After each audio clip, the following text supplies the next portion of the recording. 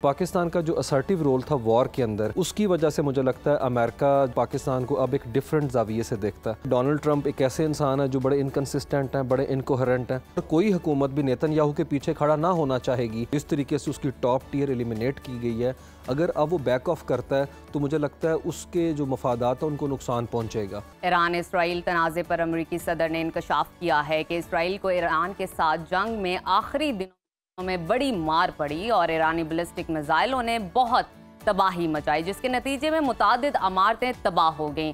Donald Trump ने ईरानी कौम के जज्बे को सराहते हुए कहा कि ईरान एक बेहतरीन मुल्क है और ईरानी कौम बेहतरीन लोग हैं। साथ ही जब डोनाल्ड ट्रंप से ये सवाल किया गया कि क्या अमेरिका ईरान पर पाबंदियां खत्म करने के बारे में कुछ सोच रहा है, तो उन्होंने जवाब दिया कि अगर वो तेल बेचना चाहते हैं तो बेचें। चीन अगर चाहे तो ईरान से तेल खरीद सकता है और ईरान को अपनी मईशत संभालने के लिए पैसों की जरूरत होगी। सदर ट्रंप ने यह भी बताया कि ईरान इसराइल तनाज़ा खत्म हो चुका, दोनों जंग के खात्मे से बहुत मुतमईन है।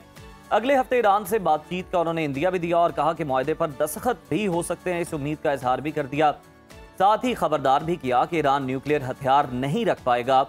रूस और यूक्रेन जंग से मुतालिक अमरीकी सदर का कहना था कि रूस और तनाज़ा भी हल करा देंगे। मुमकिना तौर पर पुतिन के यूक्रेन से आगे के इलाकाई अज़ाइम हैं। पुतिन से यूक्रेन जंग खत्म करने के लिए बात की जाएगी। इसी पर डिस्कशन कर लेते हैं। हमें ज्वाइन किया स्टूडियोज में आलमी उमूर के माहिर हैं उस्मान शाहिद साहब। उस्मान साहब, वेलकम टू सुनो Pakistan, good morning. Thank you. सबसे पहले तो हम आपसे ये जानना चाहेंगे कि अमरीकी सदर डोनाल्ड ट्रंप की जो प्रेस कॉन्फ्रेंस है उसका बड़ा चर्चा हो रहा है, आप उसको किस तरह से देखते हैं? और खास तौर पर अगर हम देखें कि पाकिस्तान के लिए उस प्रेस कॉन्फ्रेंस में क्या था, तो फील्ड मार्शल सैयद आसिम मुनीर की उन्होंने बहुत ज्यादा तारीफ की है, किस तरह से देखते हैं आप? जी डेफिनेटली पाकिस्तान के हवाले से परसेप्शन जो है इंटरनेशनली हमने देखा तब्दील हो गई हुई है। जब से इंडिया पाकिस्तान का हमने एक 6 दिन की जो वॉर थी वो हमने देखी, और डोनाल्ड ट्रंप हमेशा से स्ट्रॉन्ग मैन को बहुत अप्रिशिएट करते हैं, बहुत पसंद करते हैं। तो पाकिस्तान का जो असर्टिव रोल था वॉर के अंदर, उसकी वजह से मुझे लगता है अमेरिका जो है वो पाकिस्तान को अब एक डिफरेंट जाविये से देखता है। और दूसरा, पाकिस्तान की जो इस्टेब्लिशमेंट है और पर्टिकुलरली हमारे फील्ड मार्शल, उन्होंने जिस तरीके से वॉर ऑन टेरर के अंदर परफॉर्म किया है, ये हम उसका कॉन्टेक्स्ट जो अफ़गानिस्तान का है, क्योंकि डोनाल्ड ट्रंप चाहते थे कि अफ़गानिस्तान में जब अमेरिका पुल आउट कर रहा था तो जो सुसाइड बॉम्बिंग हुई थी एयरपोर्ट पे, उसके मुलजमान जो दहशतगर्द हैं वो हमें हैंड ओवर करके दें। और पाकिस्तान ने बड़े कम टाइम पे, कलील मुद्दत के अंदर वो जो है CIA के हवाले कर दिए। तो डोनाल्ड ट्रंप ने तब भी अप्रिशिएट किया था कांग्रेस के अंदर, स्पीच के अंदर भी पाकिस्तान की आर्मी को, और अभी हम जो मुलाकात है नो डाउट उसकी बड़ी सिग्निफिकेंस है। बिल्कुल, जनरल कुरेला ने भी हमने देखा बड़ी तारीफ की थी उस मौके पर। डेफिनेटली, और मेरे ख्याल में पाकिस्तान के हमेशा जो है अमेरिका के साथ जो रिलेशनशिप हैं वो सिक्योरिटी के तनाजुर के अंदर रहे हैं। तो हमें डोनाल्ड ट्रंप एक ऐसे इंसान है जो बड़े इनकंसिस्टेंट हैं, बड़े इनकोहेरेंट हैं, उनकी बात को इतना हमें नहीं देखना चाहिए, क्योंकि डोनाल्ड ट्रंप सुबह कुछ कह रहे होते हैं, शाम को कुछ कह रहे होते हैं। बिल्कुल, लेकिन पाकिस्तान के कॉन्टेक्स्ट में हम देखते हैं कि he has been a bit consistent, कि अभी जो उन्होंने बात की पिछले 1 महीने में हम देख रहे हैं उनका रेटरिक, उसमें इंडिया को बड़ा डेंट पड़ा है। उनका पूरा पॉलिटिकल जो डिप्लोमेटिक कैपिटल है अमेरिका के अंदर लॉबिंग के बावजूद वो बर्न हो चुका हुआ है। और पाकिस्तान हम देखते हैं जिस तरीके से इस क्राइसिस से हम लोग बाहर आए हैं और पोजीशन ऑफ स्ट्रेंथ से आए हैं, तो वो चीज़ मुझे लगता है डोनाल्ड ट्रंप को बहुत ज़्यादा फैसिनेट करती है। और हमारी कहीं ना कहीं उस्मान साहब सिफारतकारी ने भी बड़ा पॉजिटिव रोल प्ले किया हमारी तरफ से। जो डेलीगेशन गया, किस तरह नपी तुली गुफ्तगू की, उधर से हम देख रहे थे कि उनके वफ्द के जो सरबराह थे शशि थरूर साहब, उन्होंने तोपों का रुख डोनाल्ड ट्रंप की तरफ ही कर दिया और उनको इंडिया के खिलाफ कर दिया। बिल्कुल, क्योंकि उनकी पूरी इन्वेस्टमेंट थी, और इंडिया हमेशा अपने आप को जो है चाइना के साथ देखता है कि काउंटर वेट के तौर पे इस रीजन के अंदर है। लेकिन जिस तरह पाकिस्तान इंडिया रीहाइफनेट हुए इंटरनेशनल अरीना के अंदर, वो चीज़ बड़ी सुबकी का बायस थी इंडिया के लिए।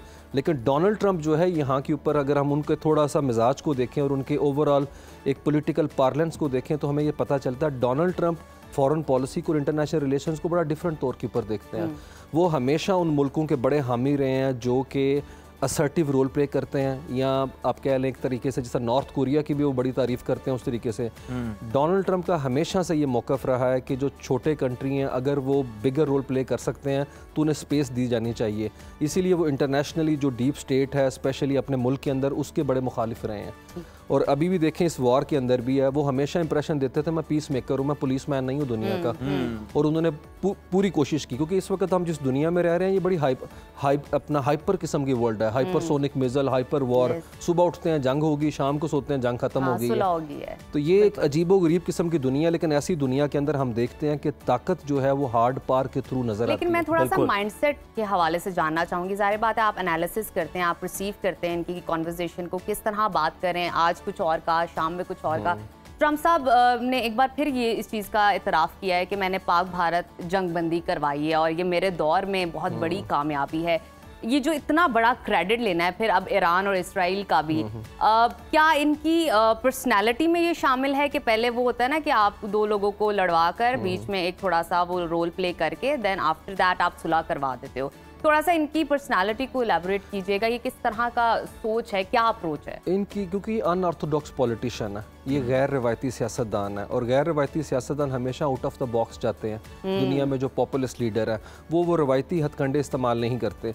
और डोनाल्ड ट्रंप का हमने देखा कि जिस तरह मैंने कहा एरेटिक आदमी है, पहले वो नॉर्थ कोरिया को थ्रेट कर रहे थे, फिर उसको जाके मुलाकात भी कर ली उससे।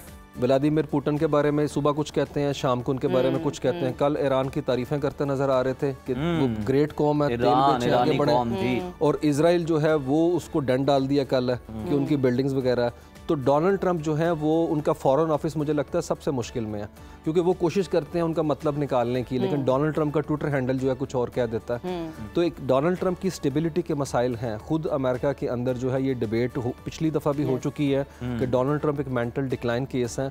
उसकी रीज़न यह है कि अमेरिकन मफादात को जिस तरीके से डोनाल्ड ट्रंप लेके चल रहे हैं उसमें काफ़ी डेंट पहुंचे हैं। हम देखते हैं उनकी इंटरनेशनल अथॉरिटी और इंटरनेशनल क्रेडिबिलिटी बड़ी कंप्रोमाइज़ हुई है। मेरे ख्याल में और कोई हुकूमत भी नेतन्याहू के पीछे खड़ा ना होना चाहेगी कि 20 महीने में जितना उन्होंने कत्लेआम वहाँ पे बाजार गर्म किया हुआ, गजा के जो अभी तक सॉर्ट आउट नहीं हो सका, एक लिटमस टेस्ट है। उस तरफ कोई नहीं आता, उस तरफ उसके बारे में कोई बात नहीं होती। डेफिनेटली। और अभी 80 बंदे जो हैं कल उन्होंने शहीद कर दिए हैं। तो डोनाल्ड ट्रंप अगर नोबेल पीस प्राइज लेना चाहते हैं तो उनके लिए गोल्डन अपॉर्चुनिटी है गजा का क्राइसिस, क्योंकि नो डाउट यूक्रेन रशिया के अंदर उनका वो माइलेज नहीं, ना यूक्रेन को इन्फ्लुएंस कर सकते हैं लेकिन पुतिन को नहीं कर सकते।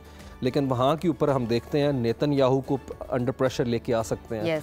नेतन्याहू को जो रेस्क्यू चाहिए वो डोनाल्ड ट्रंप दे सकते हैं, क्योंकि कल ही उन्होंने बात की कि इनके जितने मुकदमात हैं करप्शन के उसे कैंसिल कर दिया जाए। तो मुझे लगता है कि डोनाल्ड ट्रंप की जो से है मिडल ईस्ट के अंदर वो शायद आपको इस यहाँ पे उस तरीके से यूक्रेन क्राइसिस में नजर नहीं आती है। उस्मान साहब, आपको लगता नहीं है कि डोनाल्ड ट्रंप साहब ने जिस तरह के हमने देखा कि बयानात दिए इसराइल के अगेंस्ट दिए, ईरान की बहुत ज्यादा तारीफ की है, गो के सपोर्ट भी बहुत किया इसराइल को, तो जो अमेरिका के अंदर बड़ी स्ट्रॉन्ग इसराइली लॉबी है वो इनके खिलाफ हो सकती है? फिर हमने अगर माजी में देखें तो जॉन एफ कैनेडी साहब का भी जो हवाला, जो मिसाल है वो सबके सामने। बिल्कुल नहीं, लेकिन वो हम देखते हैं कि इस दफ़ा की सूरत हाल कदरे मुख्तलिफ है, क्योंकि जो एपैक है वहाँ के ऊपर उसके अंदर भी है काफ़ी जो है वो ये गुफ्तगू हो रही है कि हमारा जो पैडल करने का नैरेटिव शेपिंग का जो मामला है उसके हवाले से दाएं बाजू की जमात पर्टिकुलरली रिपब्लिकन पार्टी के अंदर से आवाज़ें उठ रही हैं कि हमारी जो स्ट्रेटजिक कॉस्ट है इनको सपोर्ट करने की वो दुनिया में बहुत ज़्यादा बढ़ रही है। क्योंकि इस वक्त के इजराइल को सपोर्ट करना मेरे ख्याल में डोनाल्ड ट्रंप के खुद के हक में नहीं, इवन जेडी वैंस सपोर्ट नहीं करते। उनके जो एडमिनिस्ट्रेशन के अंदर स्प्लिट इस हवाले से है, और जो उनकी मेगा बेस है मेक अमेरिका ग्रेट अगेन, वो और डीप स्टेट जो है इस वक्त आमने सामने है। तो मेरे ख्याल में जो Democrats right wing progressive thought थी वो तो थी, ऑफ कोर्स उनके एपैक के खिलाफ है। और दूसरी एक चीज़ नाजरीन के लिए बड़ी ज़रूरी है कि आज जो है हम वो उस दुनिया में रह रहे हैं जिसमें लंदन के बाद न्यूयॉर्क के अंदर भी एक मुसलमान जो है वो मेयर मुंतखब होने जा रहा है। और कल ही हम देखते हैं कि जिस तरीके से ममदानी ने बीट किया है, उसने एपैक को एक्चुअली बीट किया। न्यूयॉर्क वो है जहां दुनिया के टॉप बिलियनियर रहते हैं। उस शहर के अंदर एक गुजराती मुसलमान का उस पूरे प्रोसेस के अंदर इतना सारा कुछ जो है उसको डिबंक करके, और उसने जो है जेनोसाइड का वर्ड यूज़ किया। उसने कहा वो कभी इजराइल नहीं जाएगा और इसराइलियों को वहाँ मदऊ भी नहीं करेगा। एक ऐसे माहौल के अंदर इस नारे पे लड़ा है। और मैं बहुत अप्रिशिएट करता हूँ न्यूयॉर्कर्स को कि जिस तरीके से 50,000 वॉलंटियर्स ने उसका साथ दिया है। इसका मतलब है अमेरिका के अंदर अभी भी सेन वॉइसेस जो हैं वो उस एम्पलीफाई हो रही हैं और लोग रेजिस्ट कर रहे हैं वहाँ के ऊपर। बिल्कुल सारे ये बड़ा खुश आइंदा है। बिल्कुल ठीक है। अच्छा, मैं आपसे मजीद जानना चाहूँगी, जिस तरह के ट्रंप ने अभी ईरान की तारीफें की हैं, एक बहादुर कौम कहा है, जो ट्रंप और अमेरिका की जानिब से ईरान पे पाबंदियां लगाई गई हैं, जो पॉलिसीज़ हैं, क्या समझते हैं ये इशारा है उस तरफ कि वहाँ पे नरमी की जा सकती है, दोबारा से उसको अमेंडमेंट उन पॉलिसीज़ में की जा सकती है? मेरे ख्याल में ये तो डिपेंड करता है, जब मुज़ाकरात की टेबल पे आते हैं तो किस हद तक लेवरेज देना चाहेगा ईरान, क्योंकि ईरान बम बनाने की प्राइस पे कर चुका हुआ है पहले 2 दिन। जिस तरीके से उसकी टॉप टियर एलिमिनेट की गई है, अगर अब वो बैक ऑफ करता है तो मुझे लगता है उसके जो मफादात हैं उनको नुकसान पहुंचेगा, क्योंकि इस जंग के बाद उनकी सोच और है। जंग से पहले के हालात और थे, जब ओमान में वो मुज़ाकरात कर रहे थे, और यहाँ पे बड़ी अफसोसनाक सूरत हाल है कि यही ईरान 2015 के अंदर मुज़ाकरात के नतीजे के अंदर साइन कर चुका है कि 3.67% से हम ऊपर नहीं जाएंगे। यही डोनाल्ड ट्रंप थे जिन्होंने 2018 में नेतन्याहू से इन्फ्लुएंस होकर डील कैंसिल कर दी। अभी भी चौथा दौर जो था ओमान के अंदर, वो वहाँ पे मौजूद थे, लेकिन एक तरफ उन्हें पता था ट्रंप को कि वहाँ पे अटैक होने जा रहा है और साथ आप मुज़ाकरात के लिए भी बैठ रहे हैं। मुझे लगता है ईरानियंस इस दफ़ा ये वाज़ेह कर चुके हैं कि जब तक यूरोपियन कंट्रीज और चाइना रशिया टेबल पे नहीं होंगे, हम डायरेक्ट अमेरिका के साथ नहीं बैठेंगे, क्योंकि ट्रस्ट डेफिसिट है, ट्रस्ट का बहुत इश्यूज है। तो डोनाल्ड ट्रंप तो किसी वक्त चीज़ों बिल्कुल उस्मान साहब आप ठीक कह रहे हैं, ट्रस्ट डेफिसिट है, और उसका वाज़ेह तौर पर जो है हमें एक मिसाल देखने को मिली कि 2 हफ्तों का नेगोशिएशंस के लिए टाइम लिया गया और उस दौरान अटैक कर दिया गया। बहुत शुक्रिया आपकी आमद का, और बड़े बेहतरीन अंदाज में जो है आपने जितने भी ये मामला चल रहे हैं बैनुल अक़वामी सतह पर इनका नक्शा खींचा।